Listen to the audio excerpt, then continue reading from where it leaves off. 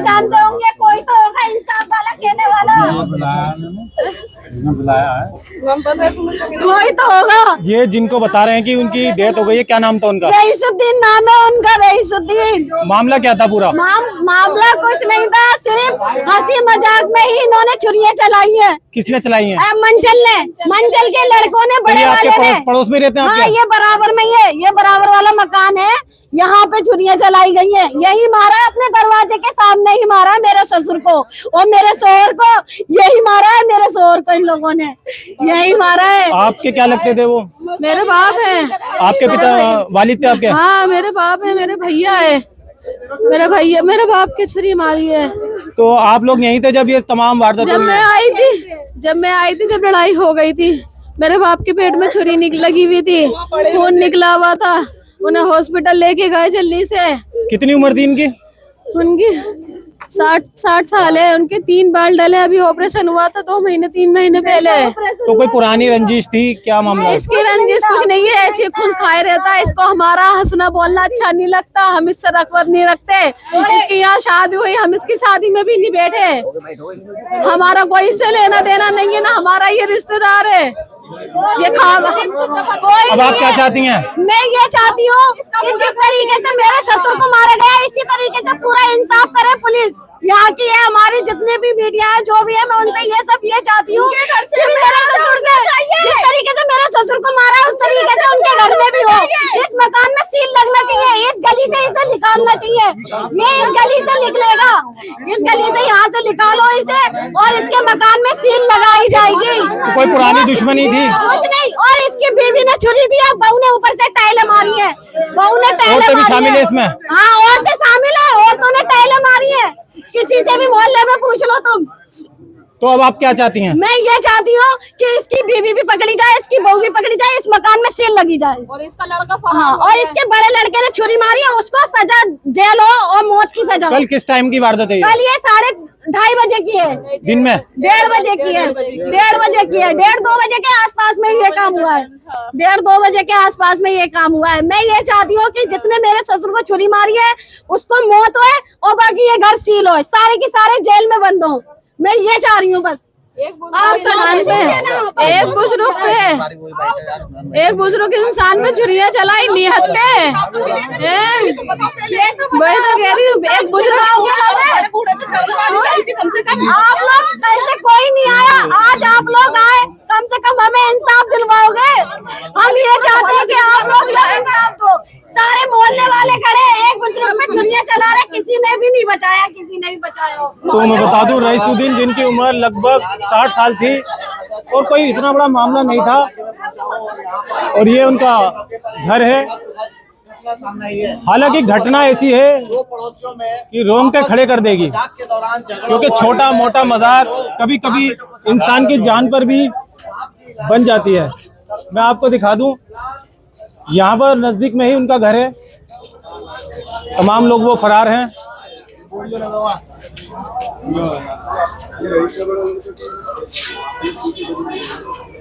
और ये रईसुद्दीन का घर है। राजधानी दिल्ली जो है क्राइम कैपिटल बन चुकी है। छोटी छोटी बातों में बड़ी बड़ी वारदातें हो जाती हैं। हालांकि घर की औरतें ये बता रही हैं कि कोई बड़ी मामला नहीं था, बस छोटा सा मामला था हंसी मजाक का। उसको लेकर कल यहाँ पर मेरा नाम नसीम बानो है, मेरे ससुर को मारी है। हाँ, मैं ऊपर से देख रही थी खिड़की में से, पूरी वारदात मैंने खिड़की में से देखी ऊपर से। आखिर राजधानी दिल्ली में ये क्या हो रहा है? अभी आपको 2 दिन पहले ही शास्त्री पार्क में दिखाया था कि एक 18 साल के नौजवान की हत्या कर दी गई थी। अब चौहान बागड़ गली नंबर 6 की ये वारदात, रईस कबाड़ी जो मशहूर थे यहाँ पर, उनकी हत्या कर दी जाती है। आखिर लोगों में क्यों पुलिस का खौफ नहीं है, क्यों प्रशासन का कोई खौफ नजर नहीं आता?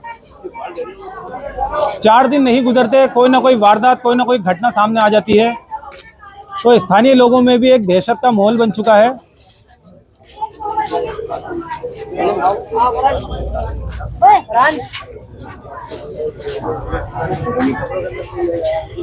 छोटी छोटी बातों में इतनी बड़ी बड़ी घटनाएं हो जाती हैं। आखिर लोगों में इतना गुस्सा कहां से आ रहा है?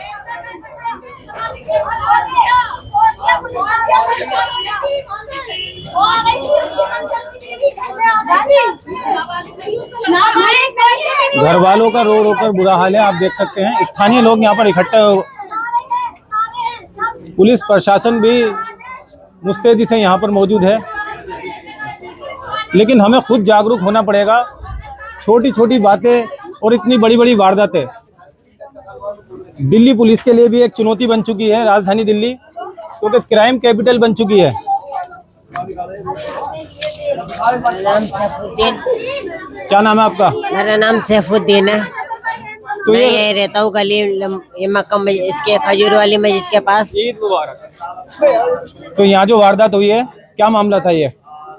यहाँ पे जब मैं काम पे था, जब आके देखा तो जमीन खून में हुई पड़ी थी। बस इतना देखा, बाकी उसके बाद फिर मैं चला गया। रात को 12 बजे छुट्टी होती है मेरी। छोटी छोटी बातें और वारदातें बड़ी बड़ी। पड़ोसी ने ही पड़ोसी की जिंदगी खत्म कर दी। हालांकि आज ईद उल फित्र का दिन है, खुशियों का दिन है, लेकिन एक घर में तो मातम बन गया। इन्हें नहीं पता था कि इनके बड़े, इनके बाप, इनके ससुर ईद के दिन दुनिया से ही रुखसत हो जाएंगे। ये 6 नंबर गली है, मैं दिखा दूं आपको।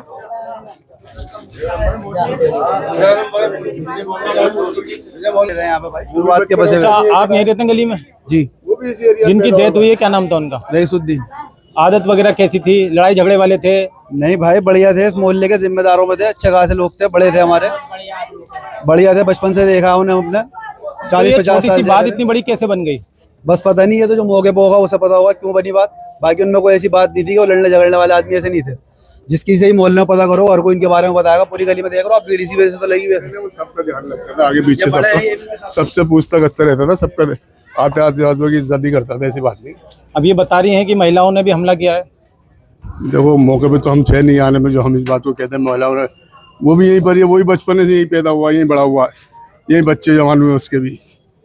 अब इनकी किस बात पे आपस में इतनी हो गई कि तो यहाँ पर लोग बता रहे हैं जिनकी मृत्यु हुई है वो लड़ाई झगड़े वाले तो नहीं थे, लेकिन ये अचानक फिर क्यों हुआ? क्यों लोगों में इतना गुस्सा पैदा हो गया है कि छोटी छोटी बातों को लेकर कत्ल करने पे मजबूर हो जाते हैं? हालांकि पड़ोसियों में तो आपसी भाईचारा बना रहता है, लेकिन यहाँ पर ईद के दिन आज मातम पसर गया है।